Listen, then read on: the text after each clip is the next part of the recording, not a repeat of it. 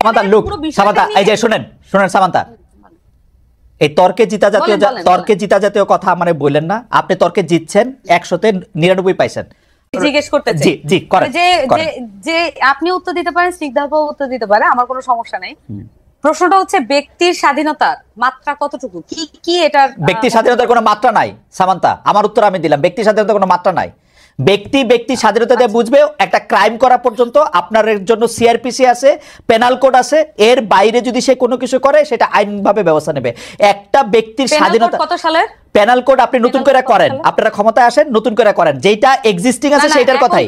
এখনকার penal code কত সালের? এখনকার পেনাল কোড কত সালের মানে কি? পেনাল কোড তো পেনাল কোড, পেনাল কোডের তো প্রতিদিন কত সালের পেনাল কোডের মধ্যে অনেক চেঞ্জ আছে।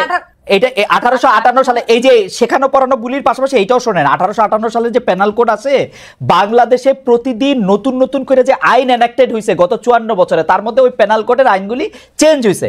আসসালামু আলাইকুম প্রিয় দর্শক, নতুন একটি নিউজে সবাইকে স্বাগতম। টাইটেল ও থাম্বনেল দেখে আপনি নিশ্চয়ই বুঝতে পেরেছেন আজকের কোন বিষয়ে তথ্য জানতে পারবেন। তো প্রিয় দর্শক, যারা ভিডিওটি অন করেছেন না টেনে সম্পূর্ণ ভিডিওটি দেখবেন, তাহলে আজকের অনেক গুরুত্বপূর্ণ তথ্য জানতে পারবেন। তো প্রিয় দর্শক, ভিডিওর শুরুতেই যে অংশবিশেষ দেখিয়ে শুরু করেছিলাম সেই ভিডিওগুলোর বিস্তারিত এখন দেখতে পাবেন। তার আগে বলবো দর্শক, যারা আমাদের চ্যানেলে নতুন এসেছেন অনুগ্রহ করে চ্যানেলটি সাবস্ক্রাইব করে পাশে থাকা বেল আইকনটি অন করে দেবেন, তাহলে প্রতিদিনের আপডেট নিউজ সবার আগে দেখতে পাবেন। আর যারা ইতিমধ্যে সাবস্ক্রাইব করেছেন তাদেরকে জানাই অসংখ্য ধন্যবাদ। তো প্রিয় দর্শক, আর দেরি না করে ভিডিওতে একটা লাইক দিয়ে ধারাবাহিকভাবে সম্পূর্ণ ভিডিওগুলো দেখে আসি। গড়ে বইটা 1858 সালের, কিন্তু বাংলাদেশের হওয়ার পরে তো আইনের মতো আর কি। হ্যাঁ, রমজানের দোকান খোলা থাকবে কি থাকবে না? রমজানের দোকান খোলা থাকবে কি থাকবে না? এখন আমি না আমি বলি এটা কিভাবে নিশ্চিত করতে হবে?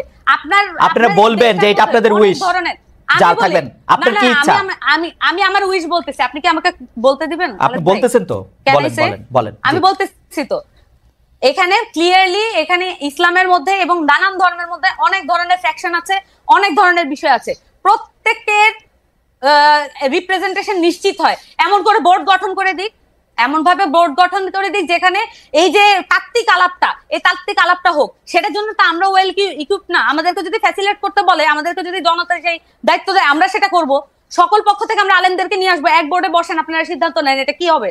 কিন্তু যে কোনো একটা পার্টি এটা হ্যাঁ না বা এটা বলে দিল, আর সেটাই হচ্ছে ওই বাংলাদেশের রুলস হয়ে যাবে। ধরেন জামাত বলছে যে এটা করা, আমি বলতেছি জামাত বলছে এটা করা উচিত না, আমরা বলতেছি এটা করা উচিত, তাহলে বাংলাদেশের জনগণ কি করবে? কার কথা শুনবে? যে পার্টি করে সেই পার্টির কথা শুনবে। তাহলে বিভাজন আরো স্পষ্ট করি। আপনারা এটা বোর্ড করে দেওয়ার পক্ষে যারাই আলোচনা করবে এবং সেটার মধ্যে আলেমরা থাকবে।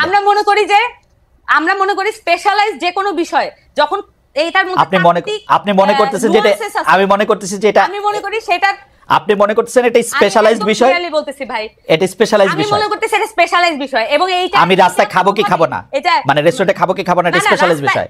রেস্টুরেন্ট এইটার সাথে এটা সম্পর্ক না। এখানে দেখবেন যে রোজা অমুক তমুক অনেক কিছু নিয়ে আসছে এখানে কনসেপ্টের সাথে। আপনি যখন প্রশ্ন করছেন এখন আপনি আরো বেশি সিম্পলিফাইড করে ফেলতেছেন। আপনার প্রশ্নটা প্রথমে এটা ছিল না, আপনি এখন মানে এটাকে কম্প্রোমাইজ করতেছেন আপনি তর্কে জিতার জন্য। আমি বলতেছি যে সামান্তা লুক সামান্তা এই যে শুনেন সামান্তা, এই তর্কে জিতা জাতীয় কথা মানে বললেন না। আপনি তর্কে জিতছেন 100-তে 99 পাইছেন। আপনার কথা আমি বুঝতে পারছি, থ্যাংক ইউ। আমি ডক্টর স্নিগ্ধার কাছে যাই। ডক্টর স্নিগ্ধা, আমি জনাব আমি সামান্তা শারমিনের কথা আমি বুঝতে পারতেছি। তারা বলতেছেন যে এই দায়িত্ব তারা কেন নেবেন, যে এই দায়িত্ব তারা যে একটা ঘোষণা করবেন। এটা আমি বলি নাই। আচ্ছা, আবার বলেন কি বলছেন। না আপনি থাকবে তার মানে আমার কথা আবার রিওয়াইন্ড করে দেখা যাবে না। আপনি এটা বলতেছেন না যে এই সিদ্ধান্ত এনসিপি দিবে না, আপনি এটা বলেন নাই? আমি বারবার বলেছি এনসিপির কাছে যদি জনগণ সকলে মিলে বলুক এনসিপি এটা সলভ করতে হবে, কিন্তু তা তো না। এক একটা পলিটিক্যাল পার্টি, এক একটা জনগোষ্ঠী এক একটা পলিটিক্যাল পার্টি করে। তাহলে এই যে এতগুলো মানুষের দায়িত্ব তো আমরা যদি নিতে চাই তাহলে আমাদেরকে তো ফর্মালি দিতে হবে। তাহলে আমরা সকলকে মিলে এটা একটা বোর্ড গঠন করে আমরা এই সমাধানগুলো দিয়ে দিই। কিন্তু আমাদের রাষ্ট্রীয় কাঠামো আছে, আমাদের ইসলামিক ফাউন্ডেশন নাই।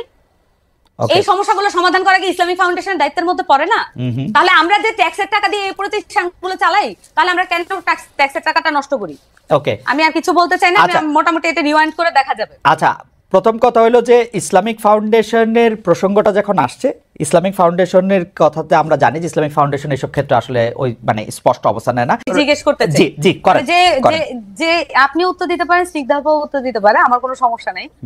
প্রশ্নটা হচ্ছে ব্যক্তির স্বাধীনতার মাত্রা কতটুকু, কি কি এটা? ব্যক্তির স্বাধীনতার কোনো মাত্রা নাই সামান্তা, আমার উত্তর আমি দিলাম, ব্যক্তির স্বাধীনতার কোনো মাত্রা নাই।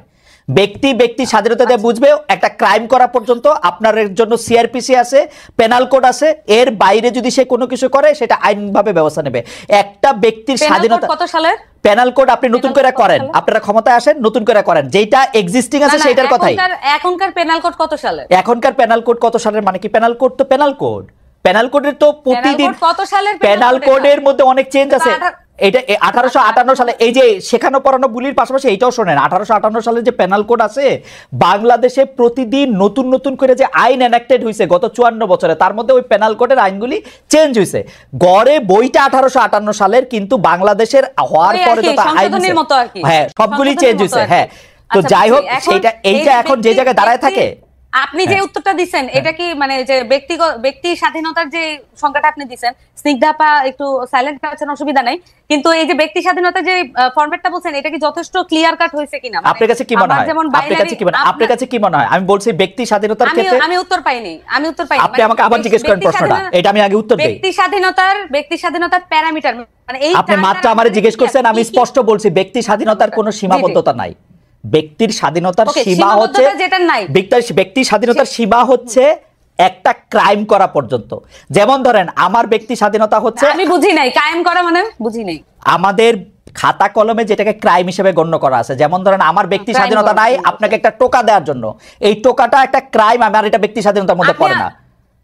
আমি আপনাকে এটা টোকা দিতে পারবো না, কিন্তু আমি আমাকে টোকা দিলেন, আমি মনে করলাম এটা একটা ক্রাইম, তাহলে আমি কি করব? না মনে করলেন না, আমি টোকা দিতে পারবো না, টোকা দেয়াই ক্রাইম।